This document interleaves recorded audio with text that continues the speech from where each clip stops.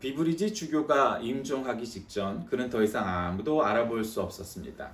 수년 동안 그와 만나 교제했던 사람이 주교님 저를 알아보시겠습니까? 이렇게 물어도 아니요 당신이 누구신지요? 라고 대답할 뿐이었습니다. 그의 이러한 현상은 점점 더 심각해져서 결국 그의 아내까지도 알아보지 못했습니다.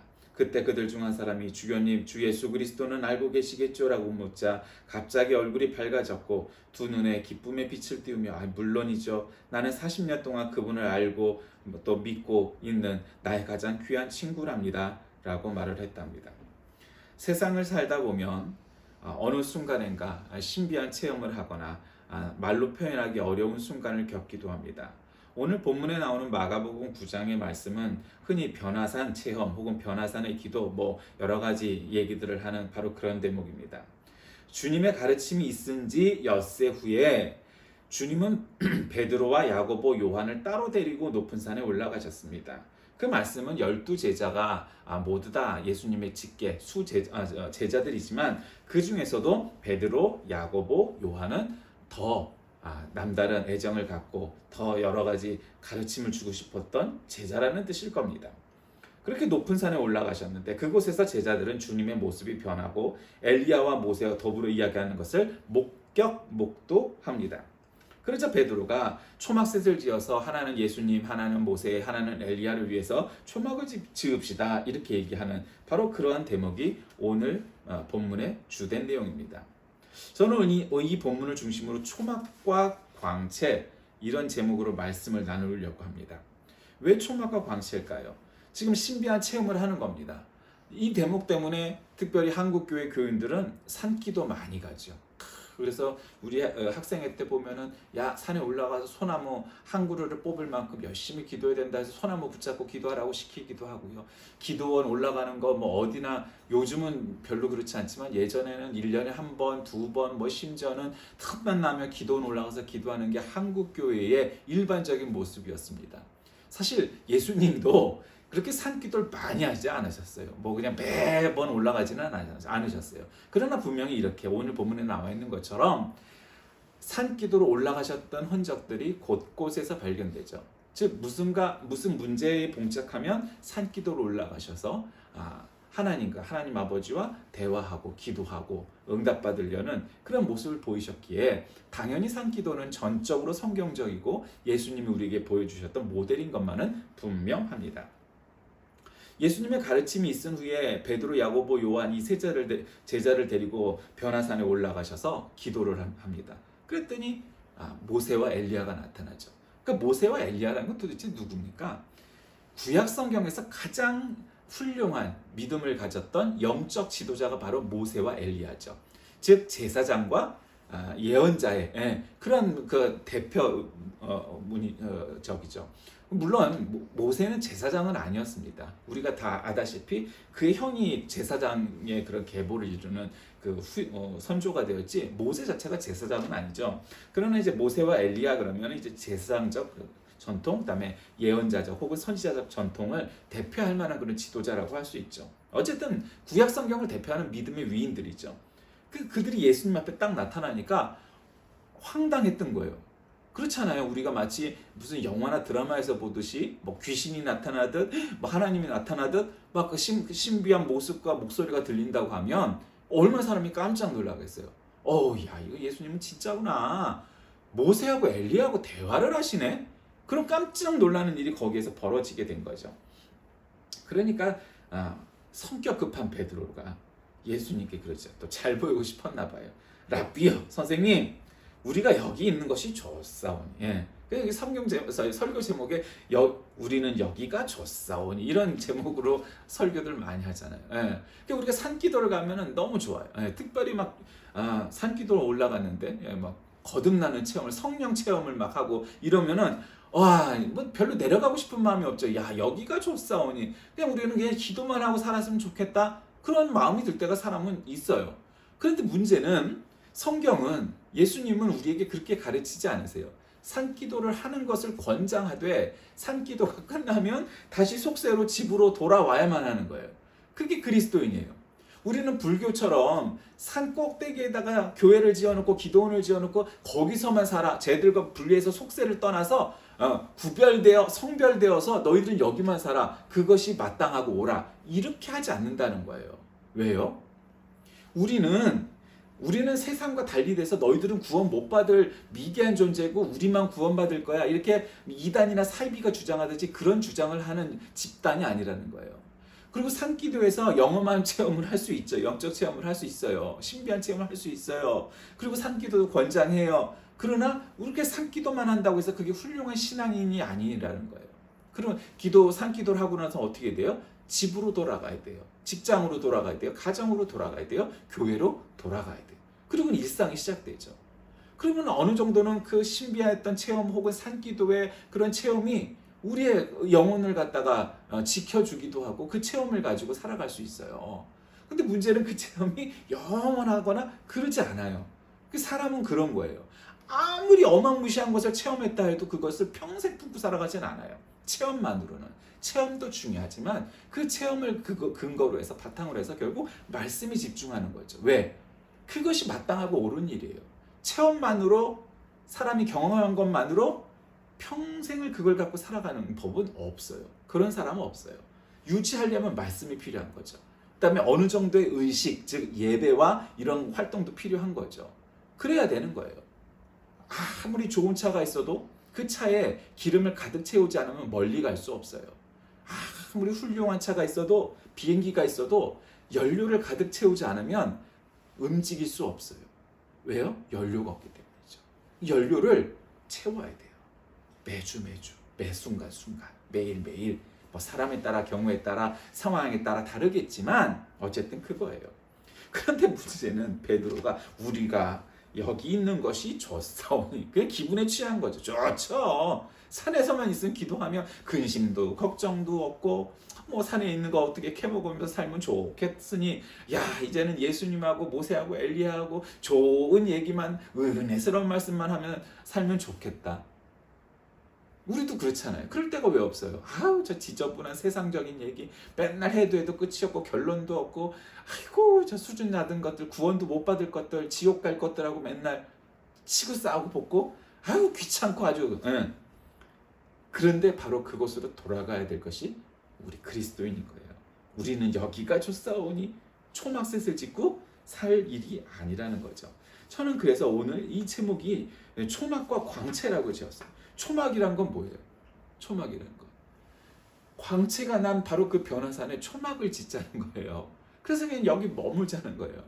그 광채가 났대요. 그 예수님이 광채가 어떻게 냐면 그 옷이 도저히 표백제로 우리가 뭐 산속의 표백제 무슨 게 표백제 요즘 뭐 그런 거 많잖아요. 빨래하면 그래갖고 흰색 옷은 더 희게 컬러 옷은 더 선명하게 뭐 이렇게 해준다는 거 광고 많이 나오잖아요. 도저히 사람이 할 수 없을 만큼 흰 옷이 더 휘어졌고 그 예수님의 얼굴도 그냥 광채가 났다는 거예요. 그 예전에 이콘이나 성화 같은 거 많이 만들던 이제 동로마 서로마 교회에서 보면 그러니까 동방정교회 로마 가톨릭 교회에서 보면 예수님을 그릴 때 혹은 성자들을 그릴 때 어떻게 그려요? 성인들을 그릴 때 뒤에 이렇게 광채가 난 아우라가 나타나는 그런 광채를 항상 동그랗게 그리죠. 그 왜 그래요? 그게 다 이 변화산에서의 그런 경험들을 바탕으로 한 거죠. 뭐 꼭 이때만 그랬겠어요만 그런 거예요. 우리가 살다 보면 어떤 사람은 막 광채가 나, 막 아우라가 느껴져, 뭐 이런 표현들을 하잖아요. 뭐 그런 거예요. 그러니까 베드로는 내려가고 싶지가 않았던 거예요. 그냥 여기가 좋은 거예요. 내려가서 또 오늘은 뭘 먹을까, 어디를 갈까, 뭐 그런 근심과 걱정을 하고 싶지가 않았다는 거예요. 이 변화산에서의 예수님의 그 광채와 이 초막을 짓고서 초막과 이 광채 때문에 그냥 여기가 좋은 거예요. 내려가고 싶지가 않아요. 근데 구름이 와서 그 구름 속에서 소리가 들리는데 내 사랑하는 아들이다. 너희는 그의 말을 들어라. 이렇게 말씀을 직접 하나님께서 하셨다는 거예요. 근데 아무도 보이는 건 없었고 오직 음성만 들었던 거예요. 그러면서 예수님이 산에서 내려올 때 내가 죽은 자 가운데서 다시 살아날 때까지 부활할 때까지 이 본 것을 아무에게도 이르지 말아라 이렇게 말씀하셨대요. 그게 왜 그랬을까요? 그러니까 사람들은 신비 체험을 너무너무 좋아해요. 정말 좋아해요. 그러니까 우리 눈앞에서 뭐 기적이 일어났으면 좋겠죠. 기적 싫어하는 사람이 어디 있겠어요. 근데 문제는 기적보다 아마 10배쯤, 100배쯤, 1000배쯤 얼마가 될지 모르겠지만 그 기적의 횟수보다 그 농도보다 더 크게 사람들은 가짜 기적들을 만들어내요. 조작한다는 말이에요. 네, 조작한다는 거예요. 가끔 가톨릭에서 성모 마리아상에서 피눈물이 눈에서 났다는 등 뭐 이런 얘기해요. 아니면 그냥 눈물을 흘렸다는 등. 거기서 피눈물이든 눈물이든 뭐 물이든 간에 흐르는 게 무슨 의미가 있을까요? 아무 의미가 없겠죠. 별 의미 없는 일이에요. 차라리 병원에서 사망 선고를 내렸던 정말 죽을 수밖에 없는 시한부 환자가 어느 날 순간 갑자기 깨끗이 나았다. 차라리 이런 건 뭐 유용함이라도 있지요. 도대체 뭐 별 필요도 없는 기적들을 조차도 사람들은 바래요. 그러니까 예수님께서 야 함구해 이런 거 얘기하지 마. 굳이 그런 거예요. 그러니까 신비한 체험이 없다는 게 아니라 신비가 없다는 게 아니라 그런 것들이 유용할 때도 있지만 그렇지 않을 때도 꽤 많아요. 꽤 많아요. 어떤 경우는 옛날에 뭐 정말 옛날 노목사님이죠. 우리 어렸을 적에 노목사님이었으니까 얼마나 정말 할아버지 목사님이었어요. 뭐 그때 얘기해요.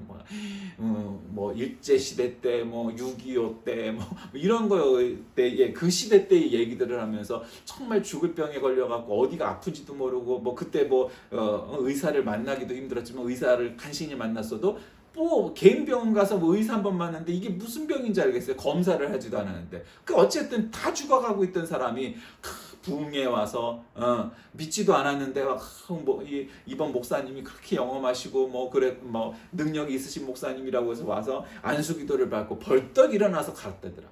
그런 일이 있어요. 없다는 거 아니에요. 있을 수 있어요.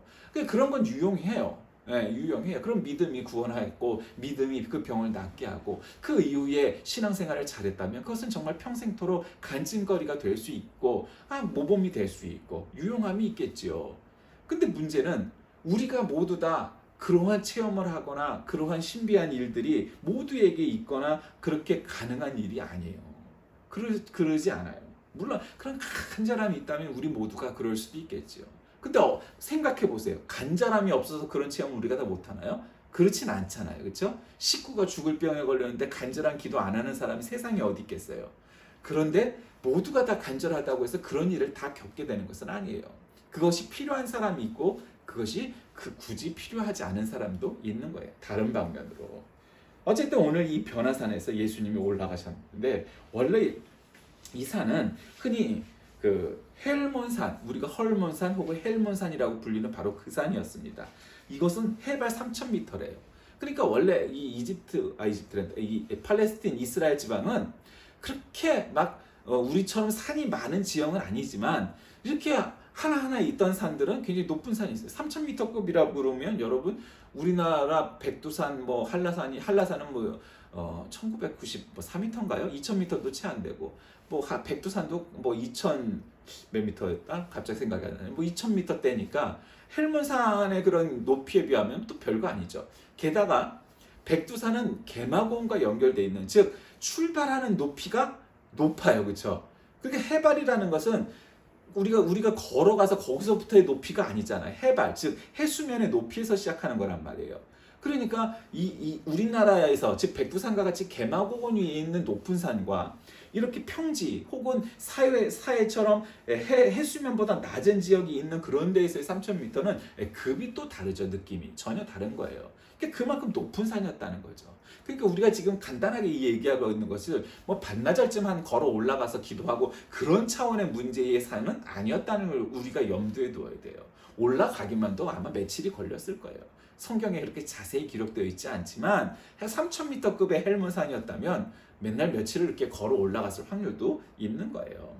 그러니까 내려가기도 귀찮은데 굳이 뭐 저 내려가면 뭐 또 뭐 북이 영하가 있고 뭐 풍요고 하고 뭐 이런 것도 아니었잖아요. 이 제자들의 삶이. 그러니까 내려가고 싶지 않았던 거예요. 근데 주님께서 제자들에게 이렇게 변형된 모습으로 하나님의 아들이심을 확증하신 이유가 뭘까요? 그러니까 특히 12제자를 다 데리고 가신 것도 아니고 유독 베드로, 안드레, 요한 이렇게 3명을 데려갔다고 했어요. 그런데 제자들로 하여금 그 중에서도 한 수제자급 되는 이 세 사람들로 하여금 고난 당하는 메시아로 인하여 그들의 신앙의 걸림돌이 되지 않도록 하기 위해서였을 거라고 보는 거죠. 즉 무력하게 끌려다니고 핍박받고 십자가를 지고 가시의 면류관을 쓰고 그 골고다 갈릴리 언덕을 이렇게 올라가고 하는 모습을 이제 나중에 보게 될 거 아니에요. 그러니까 아니 우리가 진짜 예수님을 믿었던 건가? 그렇게 생각할 수도 있잖아요. 그렇죠? 그 가짜였나? 긴가민가? 뭐 이럴 수 있잖아요. 근데 예수님의 제자들은 사실 체험이 부족하지 않았어요. 대부분들이. 제자들뿐만 아니라 예수님 주변에 같이 다녔던 멤버들은 이미 이런 신비한 체험들을 많이 봤어요. 그들에게 신비한 체험이 없어서 부족해서 그런 일을 겪은 것은 아니었어요. 그들은 분명히 이런 신비한 체험들을 여러 군데 봤어요. 오병이어의 기적도 봤고 죽을 뻔한 사람들을 살리고 또 죽었던 사람도 심지어는 살리고 나사로처럼 그다음에 아주 베네병 아주 태어나서부터 장애인이었던 사람들을 벌떡 일으켜 세우고 안 보이던 사람이 눈이 열리게 하고 뭐 체험이 한두 가지였어요. 그들에게 체험이 부족한 게 아니었어요. 그럼에도 불구하고 예수님이 붙잡혀 가실 그때가 돼서는 다 어떻게 됐어요? 다 도망가 버렸어요. 예수님의 제자들은 다 남자였죠. 다 앞에서 예수님 앞에서 큰 소리 빵빵 치면서 예수님이 입성하셔갖고 저거 되면 내가 영의정이 되겠습니다. 좌의정이 되겠습니다. 이따위 걸로 싸우던 그러한 사람들이었어요. 그거 다 남자들이었잖아요. 예수님이 십자가에 달리셨을 때 그 제자들은 다 도망가 버리고 결국 누가 남았어요? 여인들만 남았어요. 여자들만. 이런 체험을 했는데도 말이죠. 이 산상변혁의 의미가 도대체 뭘까요? 그거는 예수님께서 변하신 모습을 통해서 장래 고난 후에 영화롭게 될 분이신 것을 우리에게 보여주셨다고 볼 수 있습니다. 또 둘째로는 그런 성도의 도덕적이고 영적인 인격의 본성이 이렇게 주님처럼 거룩하게 변형됨을 보여주는 모습이기도 하죠. 우리가 성결 체험을 한다, 성화 체험을 한다, 거룩하게 된다 뭐 이렇게 얘기하는 것이 말로만이 아니라 정말 예수님처럼 그렇게 예수님의 그 뒷모습에서 광채가 나와서 정말 예수님의 얼굴이 예수님의 옷이 하얗게 되고 그냥 보기만 해도 신비하고 빛이 나듯 성도의 모습이 그러하여야 된다는 거죠. 그것이 성결이죠. 그것이 성화죠. 또 그것이 영화가 되는 거죠. 그러니까 현재의 고난은 장차 우리에게 나타날 영광과 좋게 비교할 수 없다 하는 로마서의 8장의 말씀처럼 그런 사도 바울의 고백처럼 예수님의 그런 남은 고난을 감당하는 것을 회피하거나 혹은 부끄러워하거나 하지 말고 담대하게 맞아야 된다는 것을 그러기 위해서 보여주셨던 거예요. 물론 이제 결론적으로는 제자들은 그럼에도 불구하고 예수님을 버리고 다 도망가 버리죠. 무서워서. 이 현실의 군인들이 폭정이 칼날 앞에 그냥 전부 그냥 날아가 버린 거죠. 근데 제자들은 어떻게 해요? 베드로가 기도를 하게 되는데 이러한 그 영광의 체험을 하게 되니까 정신이 혼란스럽겠죠. 그러니까 우리는 여기가 좋사오니 뭐 이러면서 황홀경 안에서 안주하기를 원합니다. 베드로는 이 산상 변화 사건이 일시적으로 미래 영광을 잠시 보여준 것일 뿐 현세에서 지속될 수 없다는 것을 몰랐기 때문이죠. 그러니까 우리 성도들이 세상에서 주님과 동행하다 보면 주님의 영광을 힘입어 기쁨과 존경과 보람을 맛볼 수 있는 일도 많지만 그렇지 않고 그 믿음으로 인해서 고난과 역경을 겪어야 하는 것도 신앙의 한 부분임을 단면임을 우리가 생각해야 됩니다. 우리 제자들은 두려워하죠. 와 이게 뭐지? 이거 뭐야? 이러면서 두려워하게 되죠. 그런 모습들을 우리에게 보여줍니다. 그러면서 결국 그냥 이런 일들만 우리에게 있으면 좋은데 여기다 초막셋을 짓고 그냥 우리도 그냥 여기서 살죠.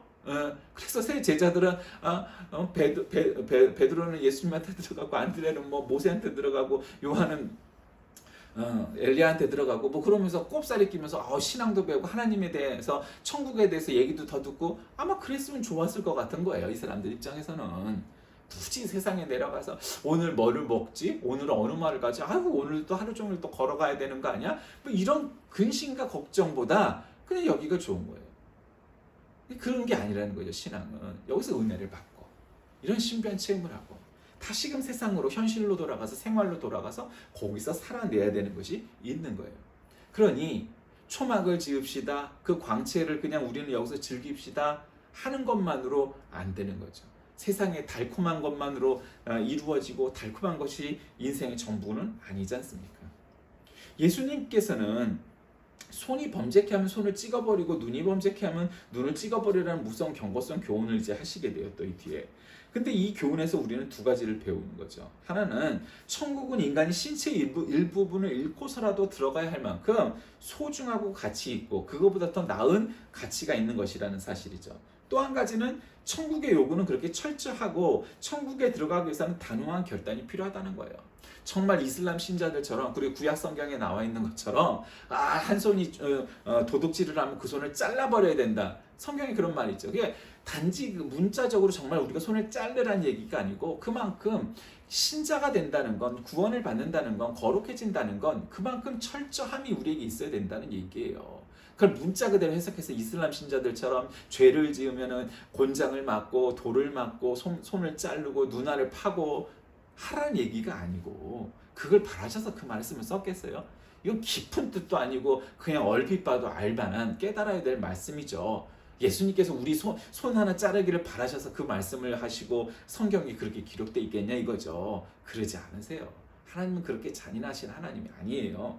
그만큼 철저하게 회개하라는 거예요. 그래야 천국을 볼 수 있다는 거죠. 부흥회나 기도원 올라가서 막 그냥 은혜 받고 뜨거워지고 뭐 방언도 하고 좋죠. 나쁜 일 아니에요. 그러나 문제는 그리고 나서 거기에 붕 떠서 일상을 살아간다면 가끔 그런 신자들이 있어요. 나는 예전에 전도사 쪽에 신방을 갔어요. 그 신방을 갔는데 너무 깜짝 놀랐어요. 뭐 집은 크지 않은 집이었는데 교회에서는 열심히 왔던 집사님이었어요. 그래서 정말 열심히 분이니까 참 여러 면에서 모범이 될 줄 알았어요. 집에 들어가는데 싱크대 위에 설거지가 한 끼가 아니고 몇 끼를 하루도 아닌 것 같아. 하루도 넘는 양만큼의 설거지가 쌓이는 거예요. 근데 그 집이 다 딸들이야. 딸도 다 청년이었어. 그럼 누구라도 하나 했을 것 같은데 설거지가 그냥 이만큼 있는 거예요. 그 집도 바닥도 깨끗해 보이지 않아. 근데 결정적으로 더 놀랐던 거는 아마 방에 거실은 별로 이렇게 저기에서 방에 들어가서 이제 구역 예배를 이렇게 드리려고 딱 들어갔는데 이불이 그냥 깔려 있네.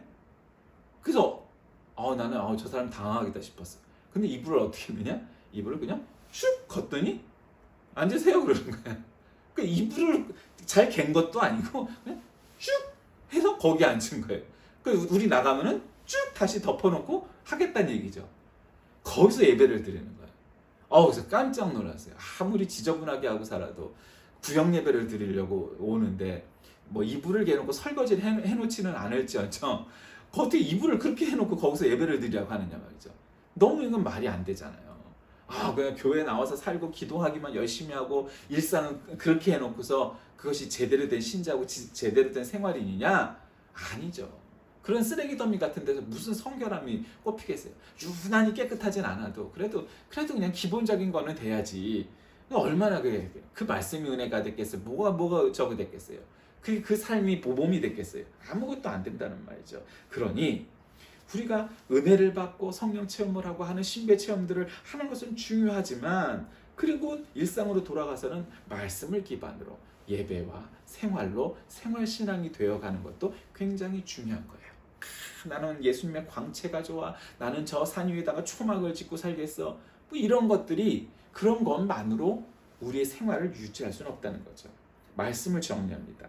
주님의 가르침을 확실히 깨닫지 못한 제자들이 노중에서 누가 크냐? 결국 쟁론한 사건들이 인간이 얼마나 명예와 권력과 이런 자존감들을 지키기 위해서 애쓰는지를 알게 됩니다. 우리는 하나님께서 원하시는 삶은 자기를 낮추고 종의 자세로 다른 사람을 섬기는 것임을 우리가 알게 됩니다. 예수님께서도 마지막 날 밤에 제자들을 모으시고 만찬을 나누시면서 제자들의 발을 직접 씻겨 주셨어요. 그럼 제자들이 무엇을 깨달았겠어요?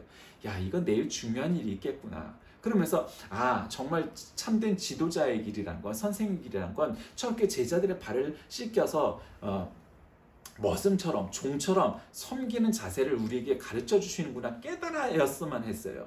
그런데 그들은 그러고도 그 다음날 다시 도망가 버린 사람들이 돼버렸다는 거예요. 초막을 지읍시다. 나는 저 광채가 좋사오니, 나는 여기가 좋사오니, 따위의 일들이 그런 감정과 그런 순간에 매몰돼서 그런 것만으로 우리의 삶과 우리의 신앙을 유지할 수 있다고 생각한다면 그건 큰 오산이에요. 물론 중요해요. 그러나 그것은 일시적일 확률이 높아요. 그건 오래가지 않아요. 그리고는 단단하게 말씀으로 무장해야 돼요. 그래서 우리의 생각과 가치와 판단이 오직 성경적인 가치를 가지고 어떤 일을 겪든지 그것이 성경적인 잣대를 들이대야지, 야 내가 신비한 체험을 해왔는데 그거 다 달라요. 예수님이 어떤 옷을 입고, 야 예수님 만났더니 흰옷을 안 입고 계시던데 그럼 뭐 어쩔 거예요? 그 비성경적인가요? 그 무슨 색깔을 입고 있는지가 중요한 것이 아니고, 그 예수님에 왔더니 예수님에게서 광채가 났다더라, 그러니 초막셋을 짓자, 그리고 여기가 좋사오니, 그런 신비한 체험만으로 생활을 할 수도, 신앙생활을 할 수도 없다는 거죠. 여러분, 우리는 어떻게 살아야겠습니까? 오늘 산상변모주일입니다. 산상변모주일은 굉장히 중간적인 날입니다. 즉 교회력의 절기로는 주연절의 마지막 주일이라고 일컫습니다. 그런데 특별히 교회력의 예전 색깔로는 흰색이라고 말을 해요. 당연히 예수님의 광채가 난 날이니까 그렇게 했겠죠. 이제 다음 주부터는 제수요일을 넘어가고서부터는 결국 사순절 절기가 시작되는 날입니다. 그러니까 이제 사순절로 접어가는 마지막 절기가 산상변모주일이에요. 이제 주연절의 기간들을 끝내고 마지막이죠. 우리의 모습이 이 산상변모주일에 예수님과 세 제자들처럼 정말로 그 산에 올라가 열심으로 기도하고, 그래서 정말 우리의 얼굴이, 우리의 옷이 정말 광채가 날 만큼 우리의 외모뿐만 아니라 우리의 영혼도, 우리의 마음도, 우리의 믿음도 이렇게 변화할 수 있는 그러한 날이 되고 그러한 시간이 될 수 있어야만이 진실로 우리가 참된 성도가 되지 않겠습니까? 이 산상변모주일에 우리는 날마다 그런 변화를 위하여 애쓰고 있는지 돌아보는 하루가 되시길 주의 이름으로 간절히 기도합니다. 살아계신 하나님, 오늘 우리는 산상변모주일을 맞이하여서 예배를 드립니다. 예수님이 이 변화산에서 그렇게 기도하시고 변화되셨듯 우리도 날마다 어려운 순간마다 기도하게 하시고 변화하게 하셔서 예수님처럼 모든 것을 대하는 그런 삶을 살게 하여 주옵소서. 예수님의 이름으로 기도드립니다. 아멘.